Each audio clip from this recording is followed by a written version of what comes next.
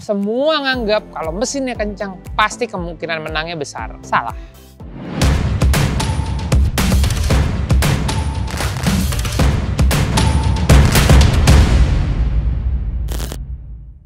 Jadi balik lagi di episode berikutnya Balapedia Rifat dengan judul berapa sih biaya yang harus kita keluarkan untuk bangun mobil balap. Partnya apa? Berapa ikut balapnya? Dan semua akan dibahas di sini. Kali ini kita akan masuk ke episode yang membahas tentang suspensi.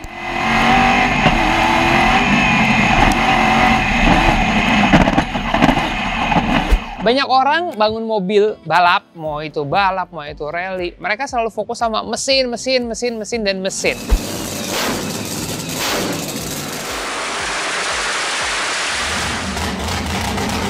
Jarang banget orang mau spending di suspensi menjadi prioritas dibandingkan dari mesin. Karena semua nganggap kalau mesinnya kencang, pasti kemungkinan menangnya besar. Salah. Semua itu harus bisa dikontrol. Dan cara mengontrol mobil yang baik itu dengan kaki-kaki yang sempurna.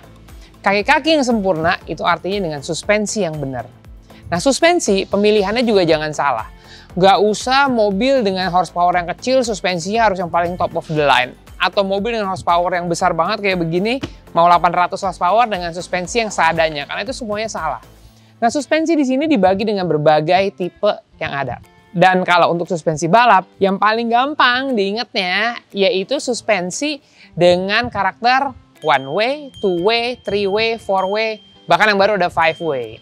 Nah, apa itu one way, two way, three way, dan segalanya? Oke, kali ini kita akan bahas apa-apa aja yang dimaksud dengan one way, two way, three way, dan segala macam way itulah. Supaya kalian juga punya pandangan kalau nanti suatu hari mau bangun mobil rally, mobil balap, bisa tahu oke, yang cocok budgetnya buat gua dan performance mobil gua adalah X. Dan X itu adalah kita mulai sekarang dengan suspensi one way.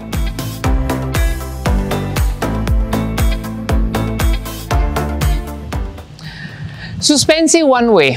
Oke, bentuk suspensi sebetulnya semua mirip-mirip aja. Mau one way, two way, three way, dan segala macam. Cuma bedanya kadang-kadang ada yang ada kanisternya atau ada yang enggak. Oke, sekarang gue kasih general knowledge aja ya. Gue nggak perlu kasih tahu lu secara detail gimana setup suspensi apa segala macam. Itu nanti di video berikutnya. Tapi basically gini. Suspensi one way. Suspensi one way itu adalah suspensi yang fix. Nggak bisa diapa-apain. Jadi lu beli dari sebuah merek sesuai dengan kriteria mobilnya, lu kasih tahu dia akan datang suspensinya yaitu absorbernya beserta pernya dan biasanya beserta top mountingnya.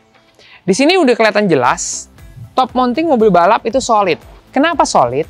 Soalnya dengan siksaan di keadaan balap, tentunya mobil yang kecepatannya jauh lebih tinggi daripada mobil biasa itu akan mengalami gentakan-gentakan pada suspensi di kecepatan yang tinggi. Artinya gerakan suspensi dan bannya pun juga nonjok ke atas juga lebih kuat. Kalau kita pakai top mounting standar yang which is karet, itu udah berulang kali jebol lagi. Dan kalau udah suspensi jebol udah game over. Nggak ada penyelesaiannya dan lu harus out from the game. Kalau udah game over mau ngapain? Ya udah nggak ada. Jadi kalau lu beli suspensi balap dan mau dipakai balap, peraturan nomor 1, tapi tergantung regulasi ya. Top mountingnya gua highly recommend lu pakai yang solid, pakai pillow ball. That's it. Lu akan aman di top mount. Sekarang balik ke suspensi, one way, two way, three way, four way, dan segala macam. Tadi one way adalah suspensi fix yang lu beli, ya udah gitu aja. Tapi kadang-kadang one way juga punya pilihan ride height, yaitu pernya bisa dipanjangin atau dipendekin. Mesti diingat filosofi dasar gini. Per itu makin kompres, berarti makin keras kan? Ya nggak? Banyak kesalahan yang kita bikin adalah gini. Mobil ceper pasti pernya keras. Dengan kasus ini, kalau ini adalah per biasa, ini kan mobilnya jadi tinggi. Oke, gue mau ceperin dong, gue ceperin. Artinya tatakan ini kan akan turun ke bawah. Kalau tatakan yang akan turun ke bawah, mobilnya makin ceper. Tapi on the other hand, atau sisi lainnya adalah pernya akan makin mulur. Kalau pernya makin mulur, suspensinya makin lembek karena pernya panjang. Sementara kalau dinaikin, orang punya persepsi, ya udah mobil naikin aja jadi lebih empuk gitu karena travelnya panjang. Enggak, salah juga. Kalau mobil mau dinaikin, berarti kan pernya kompres. Shock breaker akan tinggi. Tapi karena pernya kompres, mobil jadi keras. Nah, jadi filosofi ini lu mesti ngerti dulu sebelum setting suspensi dan sebelum order suspensi. Ya, paham ya? Oke?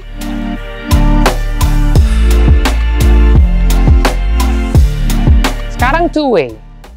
Two-way itu biasanya suspensi itu ada aturannya. Ini adalah suspensi mereknya Öhlins. Öhlins tuh kliknya untuk ngatur kliknya tuh bentuknya kayak begini.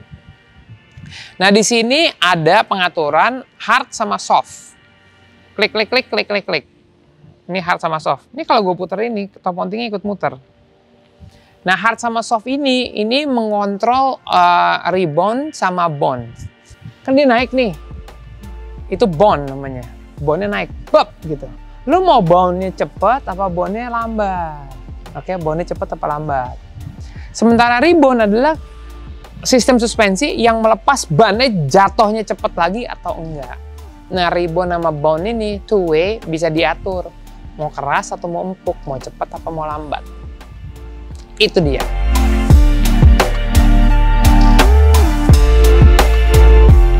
Oke, sekarang kita masuk ke three-way. Three-way adalah suspensi yang paling populer untuk profesional driver.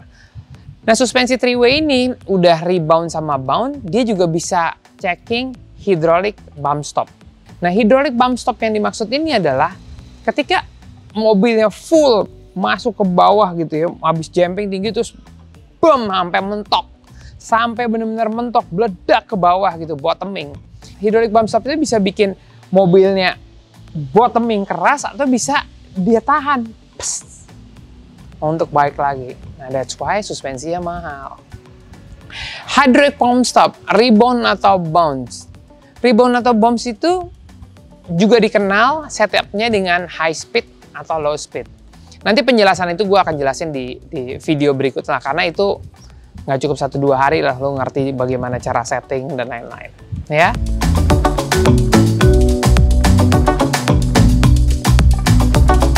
Nah, sekarang masuk ke four-way. Four-way ini ada teknologi baru lagi.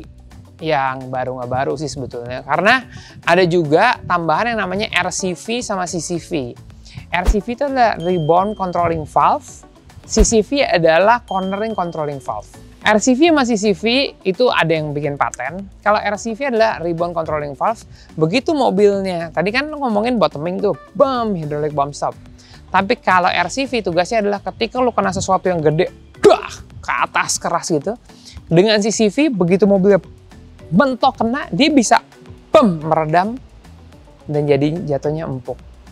Itu RCV. Kalau CCV adalah begitu lu masuk ke tikungan kan mobilnya miring tuh. CCV ini bisa nahan mobilnya supaya tegak. Kenapa? Gunanya? Apa gunanya? Kalau lagi nikung, kan satu sisi suspensi kompres, yang satu lagi ngangkat. Artinya sebetulnya grip di sisi dalam itu kan kurang, karena semuanya tuh tertumpu pada sisi bagian luar yang mendapatkan pressure. Tapi dengan controlling valve, begitu lu bisa naikin bodi mobilnya, artinya at least yang bagian dalam juga dapat kebagian, mobil bisa dikontrol, dan kita akan lebih cepat akselerasi. Karena ban yang ngegrip akan lebih banyak. Kemudian, untuk suspensi depan dan suspensi belakang, itu juga ada bedanya. Tapi semua tergantung bagaimana konstruksi suspensi. Nah, ini adalah suspensi belakang. Jadi suspensi belakang biasanya lebih kurus, terus pegangannya kancing sama kancing. Kancing sama tusuk lah. Ada yang kancing sama kancing, ada kancing sama tusuk. Ini tusuk, ini kancing. Sementara kalau bagian depan, jauh lebih berat karena lebih besar. Lihat nih. Ini tusuk di atas, di sini pegang knuckle. Ini kenapa knuckle? Knuckle kan buat ban belok kiri kanan. Nah, ini suspensi depan. Nah, suspensi ini tergantung option yang lo mau beli. Karena ini nggak pakai canister. Canister tuh tujuannya adalah untuk naruh nitro, tabung nitro, untuk kompresi di dalam. Jadi ini udah ada tabung nitro di dalam. Tapi kalau yang canister tuh pendinginannya, pressure olinya semua jauh lebih sempurna. Dan canister tuh bisa berada di sini, bisa yang pakai selang di sini. Jadi itu semua tergantung konstruksi mobil lo, bentuk mobil lo, space yang ada di mobil lo, dan juga kebutuhan yang lo butuhin. Sekarang ke bagian yang paling menarik adalah berapa harganya. Itu akan selalu menjadi pertanyaan yang menarik. Harga suspensi. Oke, lagi-lagi ini balik ke mereknya. Oke, lu nggak mungkin beli bata harga Nike harga bata, itu beda. Ya, harganya beda. Jadi, tergantung merek. Kalau suspensi one way untuk balap gitu ya, kita bisa mulai dengan harga sekitar 30 jutaan. Oke, 30 juta. Kemudian untuk two way bisa dimulai dengan harga kira-kira 50 juta lah, 40-50 juta. Untuk itu ini yang entry mereknya merek-merek entry level. Untuk yang three way lu bisa dapetin di harga 70 juta, 80 juta gitu ya. Yang four way nggak semua merek bikin four way, apalagi yang five way. Oke, tapi suspensi yang dipakai untuk mobil profesional merek-mereknya itu nggak terlalu banyak, mungkin familiar. Yang namanya ada yang Öhlins, ada yang Reiger, ada yang MCA, ada yang Bosch, ada yang Bilstein, ada yang Sachs, banyak lah pokoknya merek-merek itu. Tapi preferensi gue selalu pakai suspensi hanya dua, kalau nggak MCA, which is dulu namanya Proflex, atau Reiger. Kenapa begitu? Buat gue mesin itu nomor 2, tapi suspensi nomor 1. Percuma lu punya ribuan horsepower atau ratusan horsepower di mesin lu, tapi kalau begitu dibelokin mobilnya doyong kiri, doyong kanan, direm nunduk, digas ngangkat gitu, itu nggak ada gunanya sama sekali. Jadi daya tenaga mesin, lu bisa turunin berapa? Lu bisa turunin 50% only karena bannya spin, karena gripnya nggak ada. Lu begitu jumping, lu ketakutan karena lu takut mobilnya nancep ke depan, atau landingnya bubar berantakan.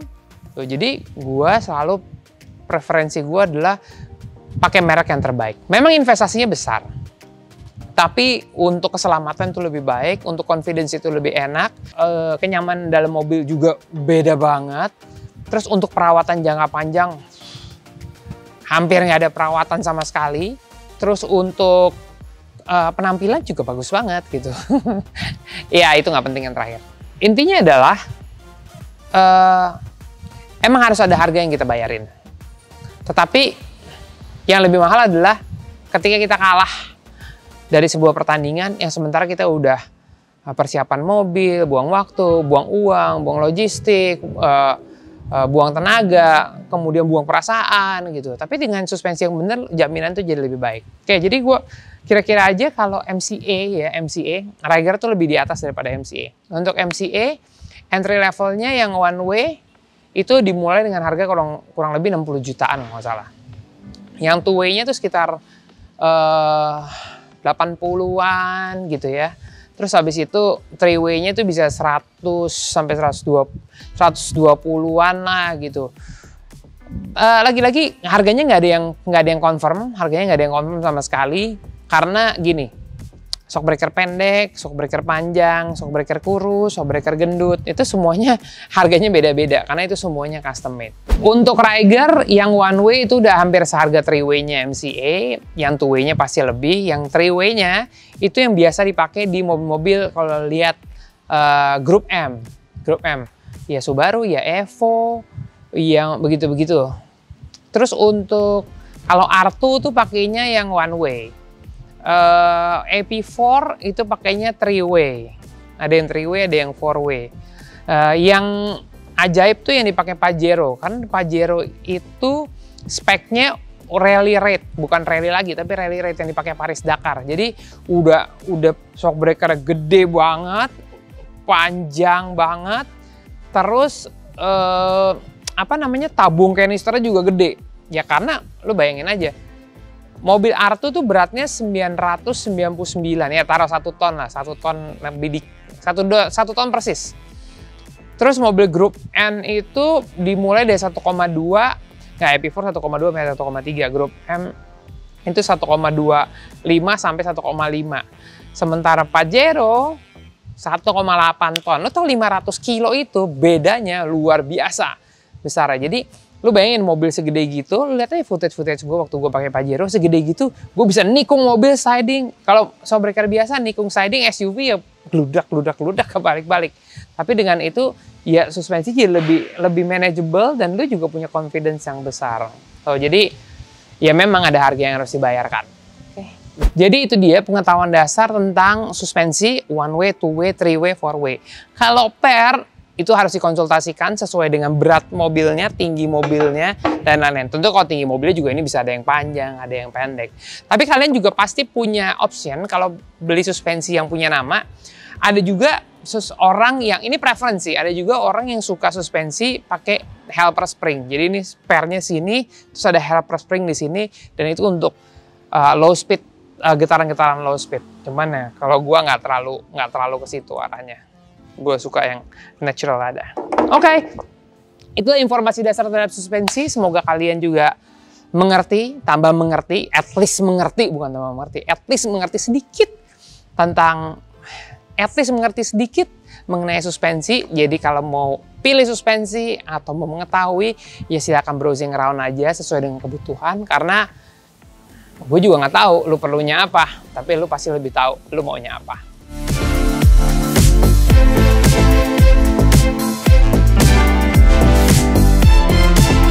Nah, kriteria rem yang bagus tuh apa? Apakah remnya harus gede banget? Atau kalipernya harus besar sekali? Atau pistonnya harus banyak? Atau apa? Kali ini gue akan menjelaskan rem yang banyak dipakai di mobil-mobil kompetisi.